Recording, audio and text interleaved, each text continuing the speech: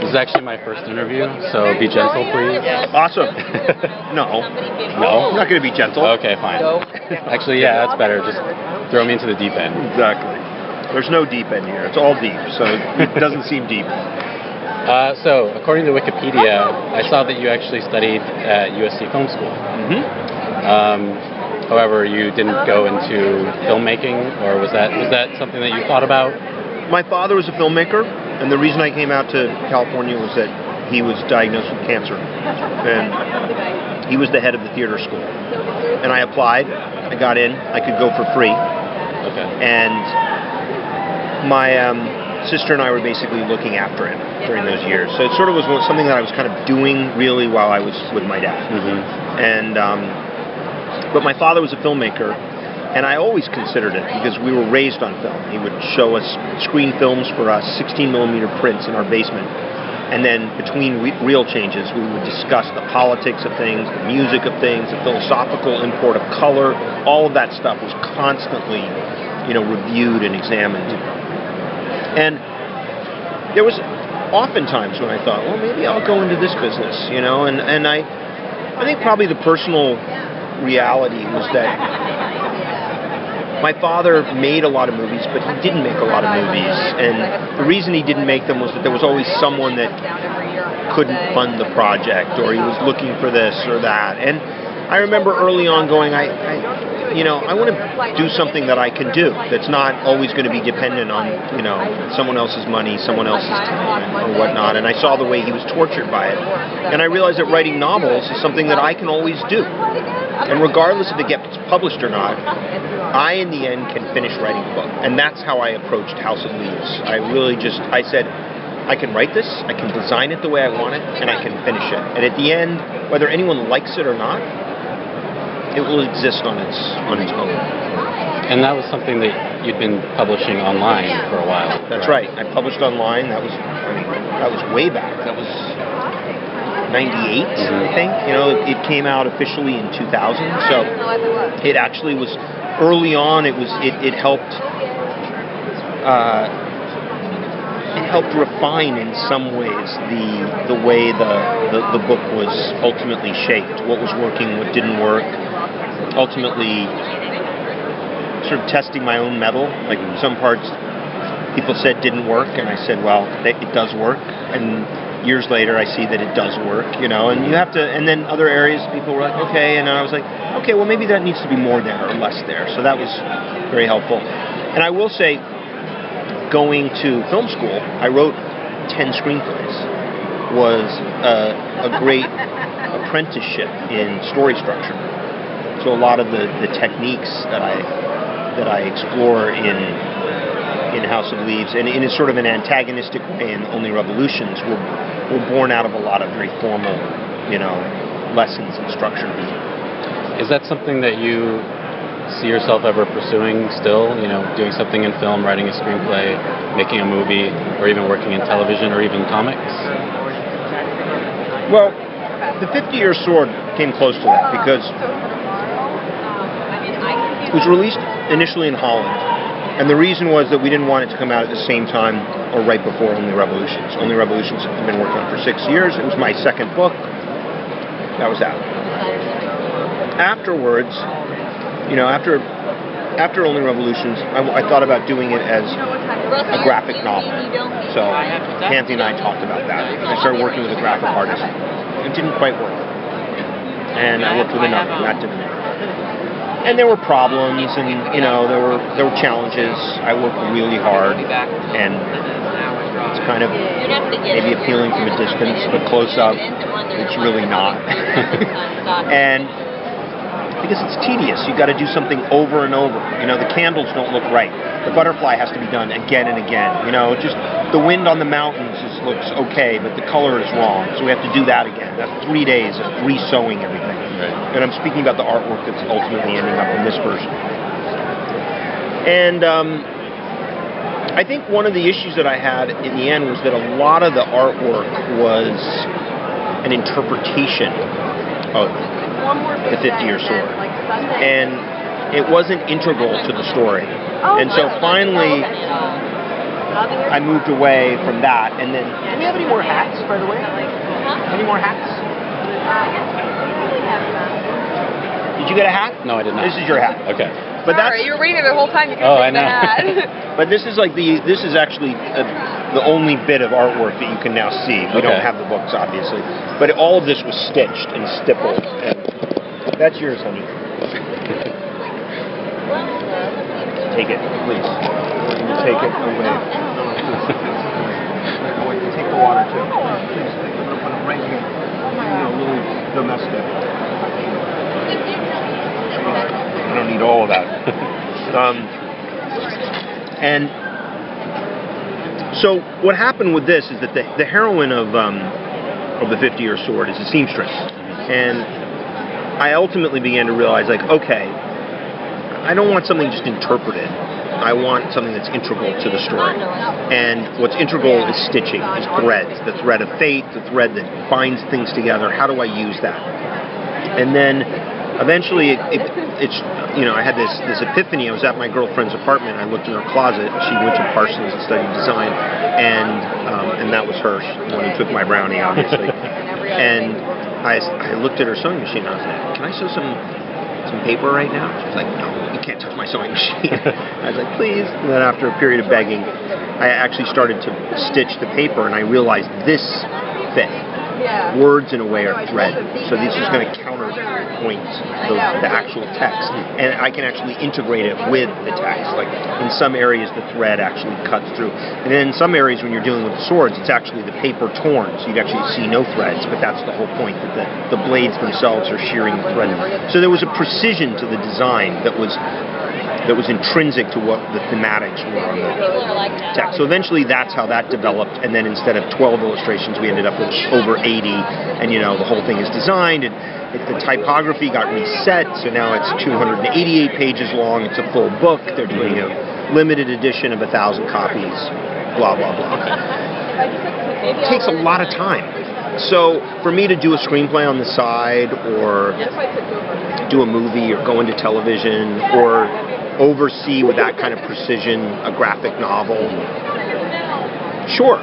But right now I'm writing a 27 volume novel that's due out in a few years, and I don't see myself as having much time. I mean, I really don't even have time to come here.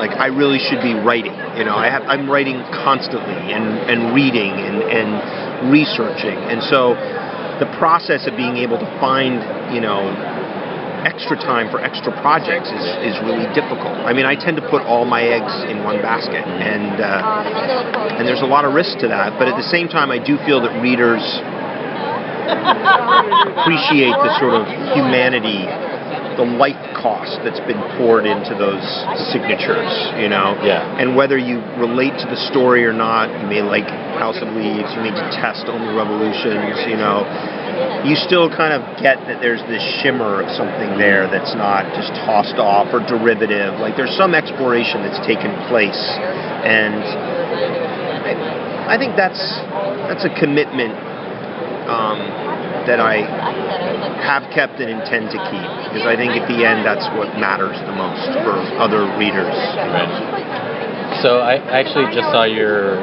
production of 50-Year Sword at the Red Cat. Oh, awesome.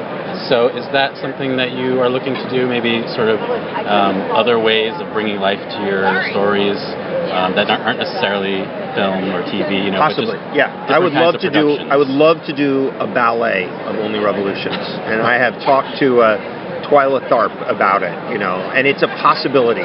She's intrigued, and we talk about it, and but it's like I have the libretto for it, and I think it would be a great dance, because it would be about two great dancers. It would be two great dancers at the center. It would be one prolonged love story. It's perfect for a ballet, and it would be a lot of fun. I'm doing the Red Cat one more time this Halloween. It'll be the last time.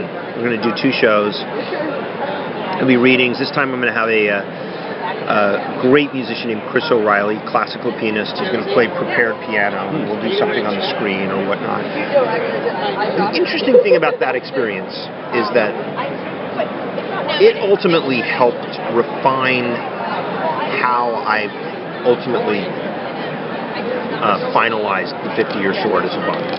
Hearing those voices, understanding how the typesetting could be altered, understanding what was important graphically, and so I'm very grateful to that experience. I think that experience is part of what is coming out in October.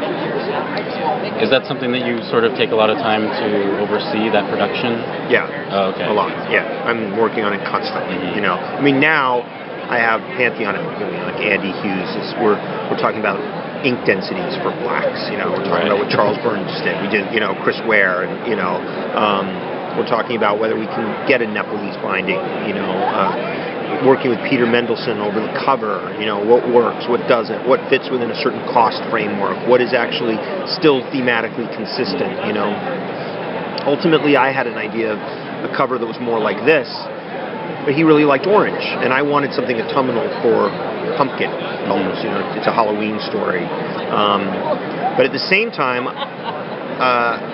so I was sort of more thinking black, because I didn't want a color that was the same as one of the quotation marks, as one of the narrators, because then it would preference that narrator. Right. But then he found, he kept insisting on orange, and I was like, okay. And I kept looking at it, and then I was like, all right, we can do this. And now we have some surprises under the jacket, and then the arrangement worked, and then it's a different color than the quotation mark.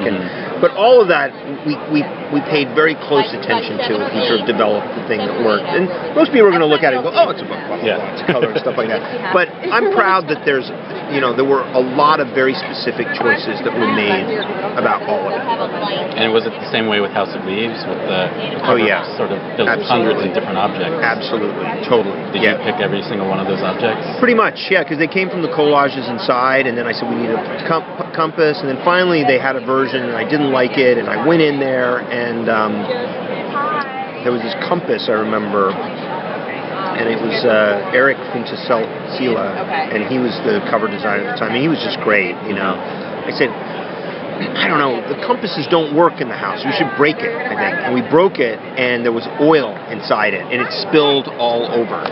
And that was great. So some of the red ran, and then I said, okay, wait, can we do this? He goes, yeah, I can photograph it. And so it was this great moment, and I think some of those early experiences of collaborating with people at Pantheon was really exciting. I mean, I've always liked that element of working with other people and that excitement of like, oh my gosh, we just made this discovery together, and that's great, So that was there, and then in Only Revolutions, I worked with an artist named Jessica Grindstaff, who did the sort of Cornell box. That's unfair. The sort of natural diorama underneath the jacket, and that was great too. Okay. So since you sort of have a background in film, you were raised on film, what are some of the movies that you saw as a kid or, in your teen years that kind of inspired you or molded you or changed you in some way? Oh, I mean, Orson Welles, John Ford, Woody Allen, Charlie Chaplin, Abel Gance, Jean Vigo, Truffaut, obviously Kubrick, David Lean, I mean, movie after movie after movie after movie, and Coppola, Cimino. I still go to movies, I'm thrilled by what I see, or disappointed, and long conversation. This worked, this didn't, Any favorite movies recently? Yeah. Probably last year was a little more like I remember I loved Take Shelter, small film. I see recently that was really good. I mean, one of the things I do like to say is I saw The Avengers. I enjoyed it, of course. But one of my favorite scenes was actually just Mark Ruffalo and Robert Downey Jr. talking in the lab. Like, I love seeing on a big screen two great actors. Yeah. There was no CGI there, and yet there's such a level of intensity. You can see Robert Downey Jr. He owns the set, but so does Mark Ruffalo. In his own way. In his own way. Sort of quiet way. He can hold his own with Robert Downey Jr. And to see those two performers kind of navigate each other, the dialogue's irrelevant. The subject matter is irrelevant. You're just watching how they look at each other, like two fighters, and it was like two dancers, two vaudevillian, Rascals. It was just great to watch, and I'd like to see more of that on the big screen. Great performances. I miss that. Yeah. All right, final question. Yes. How does your brain work, and why doesn't mine work that way? Thank God it doesn't work that way. You have much more interesting gifts to give the world, you know? I mean, I suppose what I write is an exploration of how my mind works, you know? And you probably find things that are similar, because you know, presumably you enjoy some of it, and then you find things that are completely different, and that's what makes you, you. But I think the thing that was very primal for me and very significant was a moment when I believed, you know what, I'm just going to embrace that part of me that is me and just put it out there, and that will bring me the peace that I need, you know, the contentment in my creation. And most people can't do that. Most people want to copy what other people are doing or imitate them. So if you put that part of your mind that doesn't work like mine or like Josie's or like someone out there, and you put it out there and it's as true as possible in the old Hemingway sense, even though it's not going to look anything like Hemingway, you will have given the world a gift. Great. Thank you. I thought it was a great interview, by the way. Good job. Would you mind if I just get a quick picture with you? Yeah, not at all.